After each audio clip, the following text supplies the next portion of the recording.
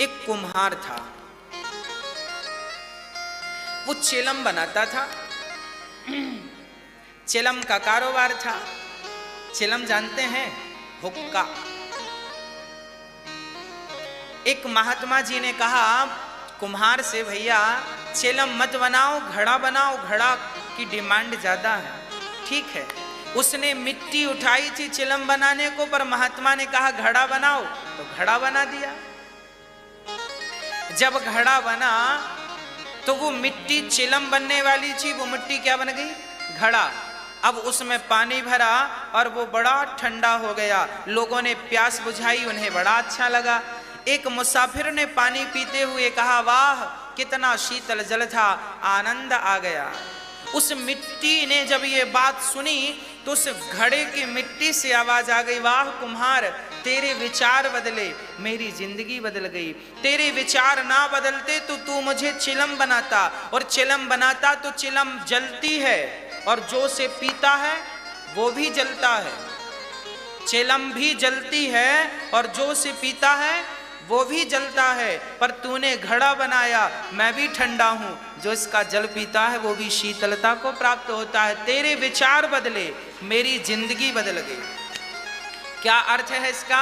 जिंदगी तब बदलती है जब विचार बदलते हैं। इसलिए भागवत आपके विचार बदलने की सामर्थ्यता रखती है। भागवत विचार बदलती है, सोचने समझने की का नजरिया बदलती है। हाँ, तो विचार बदलेंगे तो जीवन बदलेगा। आप कहते हैं महाराज जी हम बड़े परेशान हैं, महाराज जी हम बहुत परेशान हैं। परेशान क्यों हैं? क्योंकि आपने अपने विचार नहीं बदले। विचार बदल दीजिए ना। कांटों के बगीचे में रहोगे तो कांटों जैसा बन के ही रहना पड़ेगा ना।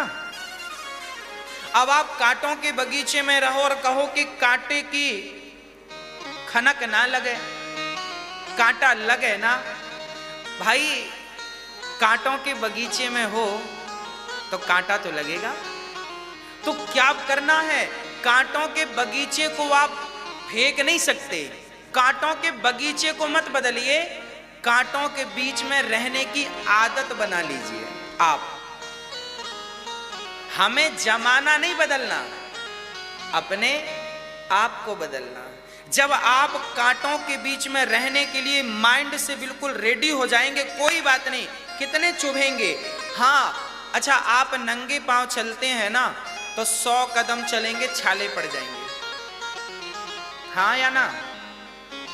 अधिक से अधिक 1000 कदम चलेंगे छाले पड़ जाएंगे आपको। परंतु जो नंगे पांव चलता है वो तो 10 किलोमीटर चल ले तो छाले नहीं पड़ते। क्यों? क्योंकि उसकी आदत हो गई है नंगे पांव चलने की। बस कांटों में रहने की आदत बना ली। आप कहते हैं ना गुरुजी हम बहुत परेशान हैं, बहुत परेशान हैं। भाई जिन परेशानियों से आप परेशान हैं उन परेशानियों में रहने की आदत बना लीजिए, सारी परेशानियां समाप्त हो जाएंगी। अभी आपकी आदत नहीं है इसलिए वो परेशानी लग रही है। हा? भाई नए व्यक्ति के पास आप जाएंगे तो थोड़ी सी हिचक तो होगी, आदत नहीं है ना उसके पास रहने की। पर रहते रहते रहते क्या होगा? आदत हो जाएगी। जब आदत हो जाएगी आप एक्सेप्ट कर लेंगे तो फिर समस्या नहीं होगी। समस्याएं तब तक हैं जब तक आप उसे एक्सेप्ट नहीं करते। आपके जीवन में जितनी समस्याएं हैं वो समस्याएं नहीं है, आपके लिए चुनौतियां हैं। आपकी समस्याएं क्या है? आपके लिए सबसे बड़ी वो चुनौतियां हैं। आप उन चुनौतियों को एक्सेप्ट कर लीजिए और उन्हें सुधारते हुए, वो ना सुधरे अपने आप को। भाई आप यहाँ से बद्रीनाथ जाते हैं ना, तो बद्रीनाथ जाते हैं तो बहुत टेढ़े रास्ते होते हैं। अब आप रास्ता बनाने तो नहीं बैठ जाएंगे भाई, रास्ता जो है उसी से बचते बचाते निकल जाइए। अब ये थोड़ी कि सकरा रास्ता है तो आप खुदाई करने लग जाए, नहीं हम बड़ा करके जाएंगे। पागल हो गए हो क्या? अरे सकरा है तो जैसे तैसे निकलो वहां से। हाँ, आपके जीवन में भी कई बार सकरे रास्ते मिलते हैं, कई बार कांटे भरे रास्ते मिलते हैं। हाँ, आपको उलझना नहीं है, आप तो बस आगे बढ़ते जाइए, कैसे भी करके वहां से निकलिए, पार हो जाइए। फिर देखेंगे तो आप दुखों से बहुत आगे निकल गए, आप जीत गए जंग। और यदि दुखों में उलझ गए, हार गए। हारना नहीं है, जीतना है। भागवत जीतना सिखाती है। गीता अर्जुन को हारते हारते जिता गई कि नहीं? अर्जुन तो भाग रहे थे, मैं नहीं लड़ूंगा युद्ध, सब कोई खड़े हैं सामने हमारे रिश्तेदार।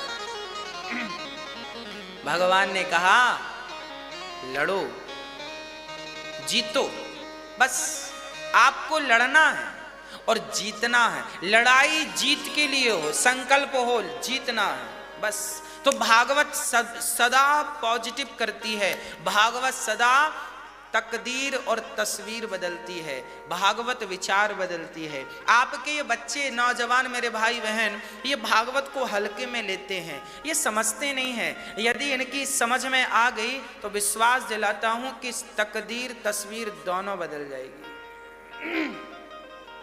हाँ, और भगवान की ओर चलते रहो, उस रास्ते पर निरंतर चलते रहो। जहां पहुंचाना होगा बिहारी जी पहुंचा देंगे। फूलों में रखें तो खुश रहो, कांटों में रखें तो खुश रहो, है ना?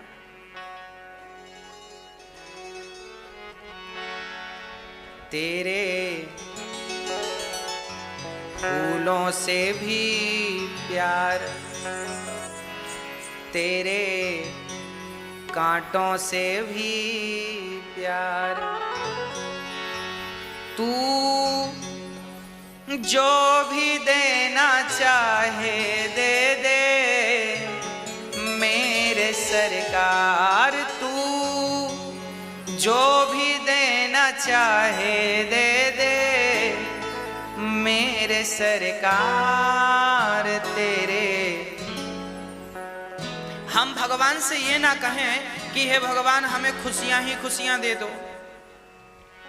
अच्छा, खुशियां ही खुशियां यदि मिलती तो सीता जी को खुशियां ही खुशियां ना मिल जाती? हाँ? सीता जी को कितना दुख मिला, कभी आपने कल्पना की? अच्छा, यहां जितनी माताएं बैठी हैं, एक प्रश्न मेरा आप सभी से है। मैया जी, जितना दुख सीता माता के जीवन में था, आप में से किसी के पास इतना दुख है क्या? हाँ? तो आप सीता माता से ज्यादा सुखी हैं कि नहीं? बोलो हाँ। तो फिर काहे को कहती हो कि हम बड़े दुखी हैं?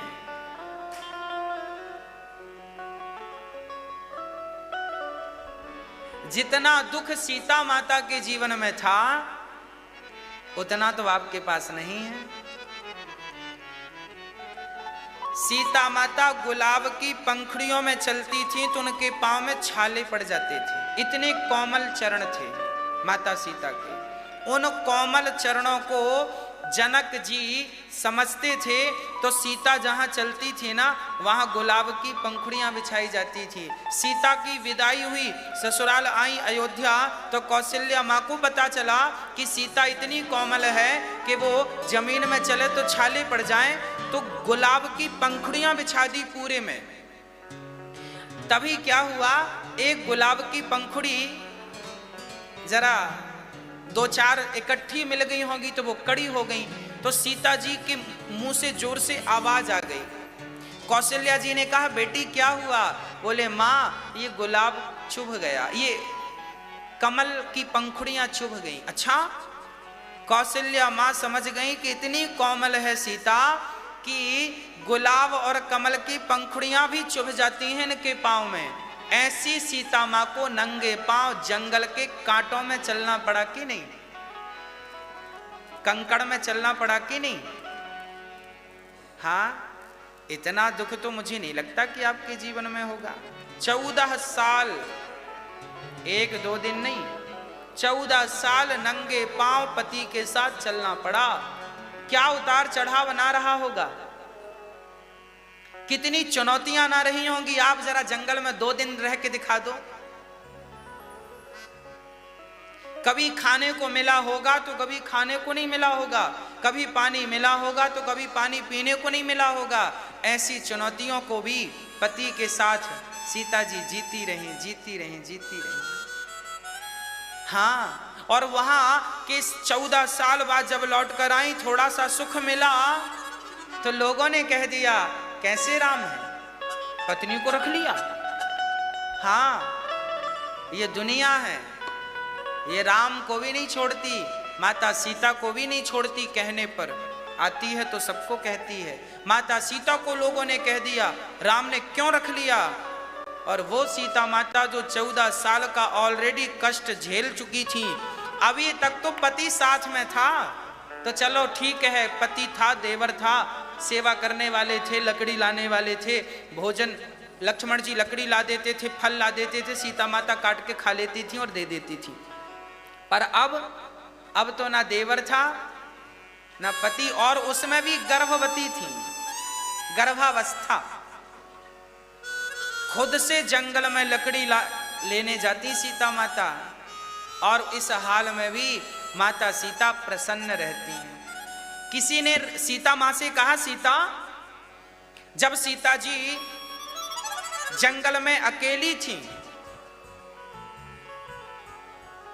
गुरु जी के आश्रम में अकेली थी, तो किसी ने सीता से कहा, सीता अब भगवान से कहना कि हे भगवान, राम जैसा पति कभी ना मिले, क्योंकि राम ने तुम्हें कितना कष्ट दिया। तब सीता जी ने उनके मुंह पे उंगली रख दी और कहा, ना ऐसा मत कहो। गंगा जी से कहा, हे गंगा मैया, हर जन्म में मुझे राम जैसा पति मिले, हर बार राम जैसा पति। लोगों ने कहा, इतना कष्ट दिया तेरे पति ने, फिर भी तुझे राम जैसा चाहिए। बोले, राम जैसा पति तो केवल मैं जानती हूँ कि राम क्या है, राम कौन है। हाँ, दुनिया के लोग क्या जाने कि वो कौन है, सीता माता जानती हैं। राम के बारे में हम लोगों ने सुना है तो इतना जानते हैं, सीता माता तो पत्नी है, वो तो हमसे बहुत ज्यादा जानती होंगी। इतना कष्ट उठाने के बाद भी सीता जी ने ये नहीं कहा कैसा पति मुझे नहीं चाहिए। आपके पति ने एक बार आपको कुछ कह दिया होता, निकल जा घर से, तो आप कहेंगी अब नहीं चाहिए तेरे जैसा पति, बहुत मिल जाएंगे। हाँ, थोड़ी थोड़ी बात में आप लोग झगड़ा कर लेते हैं। जरा सीता माता की गंभीरता तो देखिए, जरा राम का चरित्र तो देखिए। हाँ, इसलिए तो हम कहते हैं कि हे रघुनंदन, हमारे जीवन में जितना दुख है, उस दुख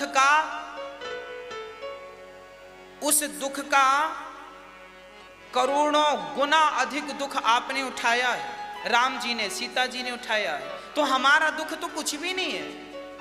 इसलिए विधाता को कहो, हे विधाता, जो आपने दिया उसका धन्यवाद। तेरे फूलों से भी प्यार। मैया, अब आप कभी नहीं कहेंगी ना कि मैं दुखी हूं। अब आप कभी ये मत कहिएगा कि मैं दुखी हूं। जब आपको अपना दुख दिखाई पड़े तो एक बार सीता माता का दुख देख लेना। जब आपको अपना दुख दिखाई पड़े तो किसी पड़ोसन का दुख देख लेना, वो भी कितने दुखी हैं आपसे ज्यादा। आज संसार में दुखिया लोगों की कमी छोड़ी है। आप उल्टा सोचते हैं, आपको लगता है हम ही सबसे दुखी है ना। एक आदमी बैसाखी लेके, एक हाथ में बैसाखी थी, चल रहा था एक पांव से। वो बोला, गुरुजी मैं बहुत दुखी हूं। क्यों? बोला, देखो मेरा एक पांव टूट गया है। मैंने कहा, पागल, तेरा एक पांव टूटा है, भगवान का धन्यवाद दे। उनको क्यों नहीं देखता जिनके दोनों पांव टूट गए हैं? जिनके दोनों पांव नहीं है, उनसे अच्छा वो है जिसका एक पांव है। जिसका एक पांव है उससे वो बहुत अच्छे हैं जिनके दोनों पांव हैं। तो आप बहुत अच्छे लोग हैं, आपसे अच्छा कोई नहीं है। फिर भी आप कहते हैं हम बड़े दुखी हैं, हम बड़े परेशान हैं। आपके जैसा सुखी आदमी तो मुझे कहीं नहीं मिला। आप सबसे अमीर आदमी हैं। मान रखा है आपने कि आप बहुत गरीब हैं, हो सबसे अमीर। तेरे फूलों से भी प्यार। तेरे कांटों से भी प्यारा। तू भगवान को पता है तुम्हें किस चीज की कब जरूरत है। हा? हम लोगों को देखते हैं, लोग बड़े दुखी हैं। इस दुख का कारण यही है कि लोगों को भगवान पर रत्ती भर भी विश्वास नहीं। कहते बराबर हैं, हाँ हाँ बड़ा विश्वास है भगवान पे, बड़ा विश्वास, पर जब समय आता है विश्वास दिखाने का, टूट जाता है ना। इसलिए आपका विश्वास कभी न टूटे, ऐसा मजबूत विश्वास रखिएगा। सच्चिदानंद रूपाय विश्वोत्पत्त्यादि हेतवे। भागवत में 6 अध्यायों की महिमा है।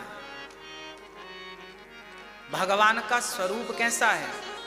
भागवत में सबसे पहले भगवान के स्वरूप का वर्णन है कि भगवान है कैसे, कैसे लगते हैं भगवान।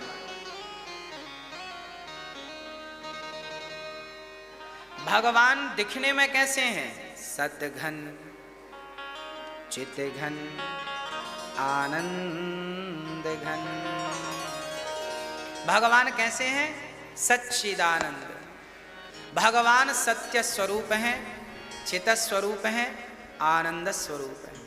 इसलिए उनका नाम है सच्चिदानंद, सच्चित आनंद। भगवान को सच्चिदानंद क्यों कहते हैं? क्योंकि ईश्वर सत्य है। अच्छा, भगवान सत्य क्यों है? क्योंकि वो तीनों कालों में एक से रहते हैं। जब हम नहीं थे तो भी बिहारी जी थे, हम हैं तो भी बिहारी जी हैं, हम नहीं रहेंगे तो भी बिहारी जी हैं। अर्थात परमात्मा तीनों कालों में सत्य है, इसलिए उसे सत्यम परम धीमहि, उसे सच्चिदानंद कहते हैं। हम तो देखो आज हैं, कल रहेंगे इसकी कोई गारंटी नहीं, पर बिहारी जी तो कल भी रहेंगे, परसों भी रहेंगे। तो जिसकी गारंटी कल की ली जा सकती है उसे ही सत्य समझिएगा। ईश्वर सत्य है, हम झूठे हैं। हम झूठे क्यों हैं? क्योंकि हम जब पैदा हुए थे ना, माँ के गर्भ से इतने से थे, हाँ, फिर हम थोड़ा बड़े हुए तो हमारा ये छोटा सा शरीर बड़ा हो गया, तो हम झूठे हो गए कि नहीं। अब कोई आदमी हमें 10 साल पहले मिले और वो आदमी फिर 20 साल बाद मिले, तो आदमी पहचानने में जरा देर लगाता है, तुम वही हो क्या? आपका बेस्ट से बेस्ट फ्रेंड भी आपको 20 साल बाद मिले तो बदल जाएगा कि नहीं पूरा? कैसा था, कैसा हो गया? अब आप कहो नहीं नहीं तू वो नहीं है जो हमने देखा था, अरे वही है। तो सच कहूं तो आपका जो फ्रेंड है, आप जो हैं, आपका ये जो स्वरूप है, शकल है, शरीर है, ये सब झूठा क्यों है? ये झूठा इसलिए है क्योंकि 20 साल पहले कुछ और था और 20 साल बाद कुछ और हो। ये झूठा है, इसको आप ही नहीं पहचान पाते, इसलिए ये झूठा है। और बिहारी जी आपके दादा परदादा ने जैसे देखे थे आज भी वैसे ही हैं, कोई बदलाव हुआ? वो सच्चे हैं क्योंकि उनमें कोई बदलाव नहीं। हम झूठे हैं क्योंकि हम में रोज बदलाव है। परिवर्तनशील वस्तु को सच नहीं कहते। हम झूठे क्यों हैं? क्योंकि हम रोज बदल रहे हैं। कल जो थे आज नहीं है। आज के 20 साल पहले हम छोटे से थे, आज इतने बड़े हैं। कल और बुढ़े हो जाएंगे, समय पूरा हो जाएगा तो जाओ सीट खाली करो। यही तो सबके साथ नियम है। हाँ, आपके दादा परदादा सब कहां गए? बचा कोई? हाँ, जब वो भी जिंदा थे ना, वो भी यही समझते थे, नहीं नहीं अब तो हम कभी मरेंगे ही नहीं। ऐसे ही आप समझ रहे हैं। सब चले गए, इसलिए हम झूठे लोग हैं। सत्य ईश्वर है। शंकर जी कहते हैं, उमा कहाँ हूं मैं, अनुभव अपना सत हरि भजन जगत सब सपना। केवल भगवान सत्य हैं, सच्चे हैं, उनकी भक्ति में शांति का अनुभव है, इसलिए वो सच्चे हैं। हम झूठे लोग हैं, इसलिए कहते हैं झूठे लोगों से रिश्ता ना बनाइए। संसार का चाहे वो कोई भी पुरुष हो, कोई भी स्त्री हो, पत्नी हो, पति हो, भाई हो, बहन हो, पड़ोसी हो, दुनिया हो, रिश्तेदार, सब झूठे लोग हैं। कोई काम नहीं आने वाला। जिनके पीछे भाग रहे हो कोई काम नहीं आने वाला। ये मेरी बात आपको कब समझ में आएगी? जब बाल बाल सब पक जाएंगे आपके। अभी काले हैं, अभी समझ में नहीं आएगी बातें।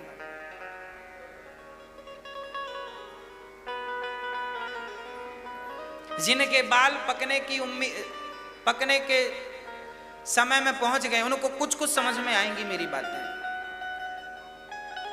जिनके पूरे पक चुके हैं वो बहुत अच्छे से समझते हैं। जिनके अभी काले हैं वो तो कह रहे हैं महाराज जी बोल रहे हैं। हाँ बेटा, आओगे छतरी के नीचे कभी तो आओगे, जाओगे कहां?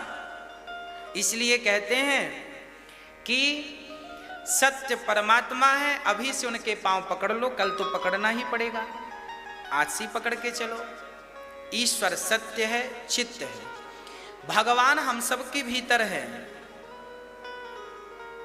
सबके भीतर समाया है परमात्मा, और हम बाहर खोज रहे हैं, खोज रहे हैं, खोज रहे हैं, खोज रहे हैं। एक बार क्या हुआ, मेरी मां कि बंगाल की राजधानी कलकत्ता, कलकत्ता ही है ना, बंगाल की राजधानी कलकत्ता से एक ट्रेन चली। वो ट्रेन जा रही थी सूरत। सूरत हीरा की बड़ी बड़ी फैक्ट्रियां हैं, बड़ा काम है हीरे का। तो बंगाल से एक हीरे का व्यापारी बहुत सारा पैसा लेकर और बेश कीमती हीरा लेकर ट्रेन में चढ़ा। बहुत सारा पैसा था, और उस पैसे से ज्यादा कीमती तो वो हीरा था जो छोटा सा था, उसने कहीं रखा था। उसी ट्रेन में उसी की सीट के सामने एक चोर बैठा था, बहुत मशहूर चोर था, नाम चलता था उसका, इसके सामने कोई बच नहीं पाता। अब एक तरफ व्यापारी था हीरे का, दूसरी तरफ चोर था। हीरे का व्यापारी भी एक नंबर का व्यापारी था, बड़ा, और चोर भी एक नंबर, दोनों बड़े बड़े थे। अब चोर ने मन में कहा कि इसके पास हीरा है, अब सो जा बेटा, मैं तेरा हीरा कैसे गायब करता हूं। तो हीरे का व्यापारी भी चतुर था। उस बंदे ने क्या किया कि चोर से दोस्ती कर ली। चोर से दोस्ती की और चोर से कहा, भैया जरा आप हमारा झोला देखिए, हम अभी आते हैं। चोर को अच्छा, चोर को लगा ये तो हमें शरीफ समझ रहा होगा। चोर को लगा ठीक है, हम झोला देख रहे हैं, आप जाओ। वो आदमी गया फ्रेश होने। चोर ने जल्दी से झोले को देखा, झोले में कुछ नहीं, एक रत्ती, हाथ नहीं लगा कुछ। अब चोर थोड़ी देर बाद बोला, थोड़ा आप हमारा झोला देखिएगा, हम आ रहे हैं। ठीक है, ठीक, आप जाइए।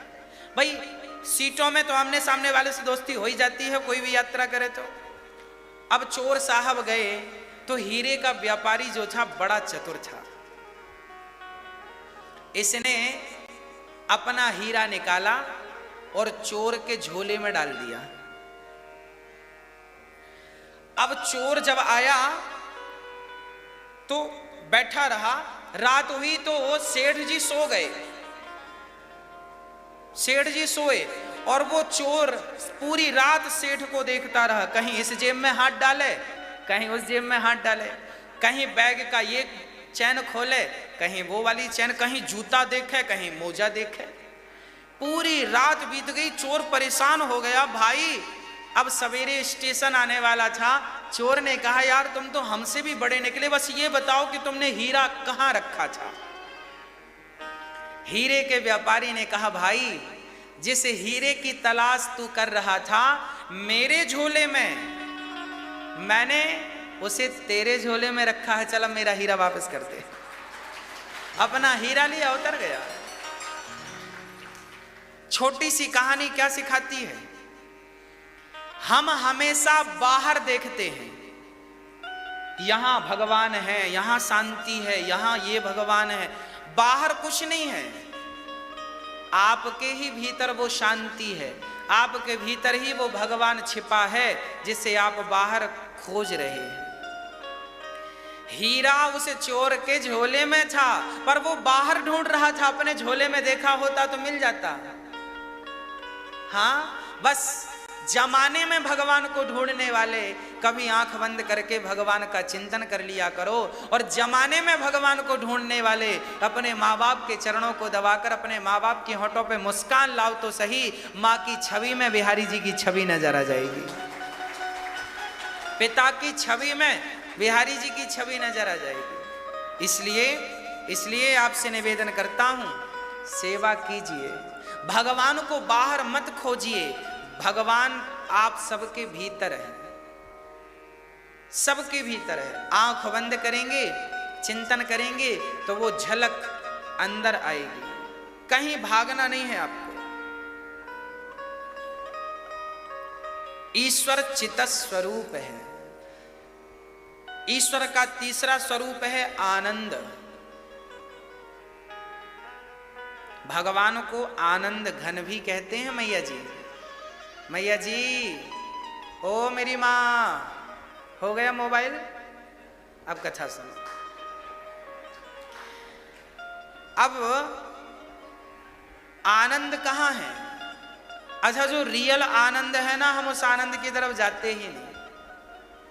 अच्छा, एक बात बताओ, गुड़ खाने में ज्यादा आनंद है कि रसगुल्ला? बताओ, ज्यादा स्वादिष्ट क्या है? बताइए। रसगुल्ला। अच्छा, रसगुल्ला ज्यादा स्वादिष्ट है कि रबड़ी? हाँ, रबड़ी। जो आदमी जिसने कभी रसगुल्ला देखा नहीं, उसे तो यही लगता है कि रसगुल्ला, उसे तो यही लगता है गुड़ सबसे अच्छा है, गुड़ से अच्छा कुछ नहीं है। किसे लगता है? जिसने कभी रसगुल्ले को ना देखा है ना खाया है। जब रसगुल्ला खाएगा तो गुड़ का स्वाद अपने आप फीका पड़ जाएगा, और जब रबड़ी खाएगा तो रसगुल्ले का स्वाद अपने आप फीका पड़ जाएगा। उसी प्रकार आप लोगों ने केवल भोगों का सुख ही लिया है, आप लोगों ने केवल संसार के विषयों का सुख ही लिया है। पत्नी का सुख, पति का सुख, बच्चों का सुख, पैसों का सुख, मान बढ़ाई का सुख, सारे लोग इसी सुख में तो उलझे पड़े हैं। आप लोगों ने इस सुख से बड़ा कोई सुख देखा ही नहीं, तो आपको लगता है यही सब कुछ है। जबकि पत्नी का सुख, पति का सुख, परिवार का सुख, मान बढ़ाई, प्रतिष्ठा का सुख तो केवल गुड़ के सुख की तरह है। जबकि सत्संग का सुख तो रसगुल्ले के सुख की तरह है, और परमात्मा की प्राप्ति तो रबड़ी के सुख के जैसा है। हाँ, तो परमात्मा की प्राप्ति का सुख, अभी परमात्मा की प्राप्ति, पहले तुम गुड़ से निकल के रसगुल्ले तक पहुंच जाओ। अभी आप गुड़ में उलझे पड़े हैं। पत्नी क्या है? गुड़। पति क्या है? गुड़। बच्चे क्या है? गुड़। मान बढ़ाई क्या है? रुपया पैसा सोना चांदी क्या? गुड़ का सुख है।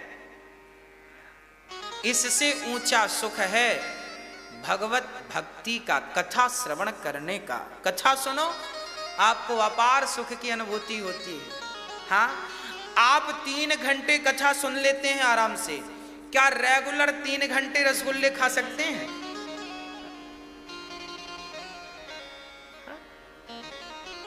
इसका मतलब ये है कि संसार के जो सुख है ना, वो रेगुलर नहीं भोगे जा सकते। आप बच्चे को छाती से कब तक लगाए रहेंगे? 5 मिनट लगाएंगे, 10 मिनट लगाएंगे, 20 मिनट लगाएंगे, 3 घंटे तो चिपकाए नहीं रहेंगे छाती से। हाँ? पैसे भी कितना कमाएंगे? अब पूरी रात आप पैसा कमाएं, पूरी दिन पैसा कमाएं, जब ज्यादा पैसा कमाएंगे ना तो आपको भी लगेगा बस बस ज्यादा नहीं, अब थोड़ा आराम भी कर लें, थोड़ा आराम भी जरूरी है, खा भी लें। हाँ, पैसे ही पैसा थोड़ी काम देगा। तो पैसों में, संसार में ज्यादा से ज्यादा 1 घंटे का सुख है, पर कथा आप 3 घंटे कंटिन्यू सुनते हैं, इसमें सुख ज्यादा है। कथा में जब इतना सुख है तो कभी भगवान का ध्यान लग जाएगा तो उसमें कितना सुख होगा, और उस ध्यान में कभी बिहारी जी उतर के आए तो उसमें कितना सुख होगा। आप इमेजिन कर लीजिए और एक देख लीजिए कि वो सुख कहाँ और ये सुख कहाँ। ये सुख ऐसा है कि इससे पेट भर जाता है, सांसारिक सुखों से पेट भर जाता है, पर भगवान की भक्ति का सुख तो अति अति आनंददायक है। भगवान आनंद के सागर हैं, विश्व की उत्पत्ति पालन करने वाले हैं, समस्त दुखों का नाश करने वाले हैं। ऐसे भगवान को हम प्रणाम करते हैं।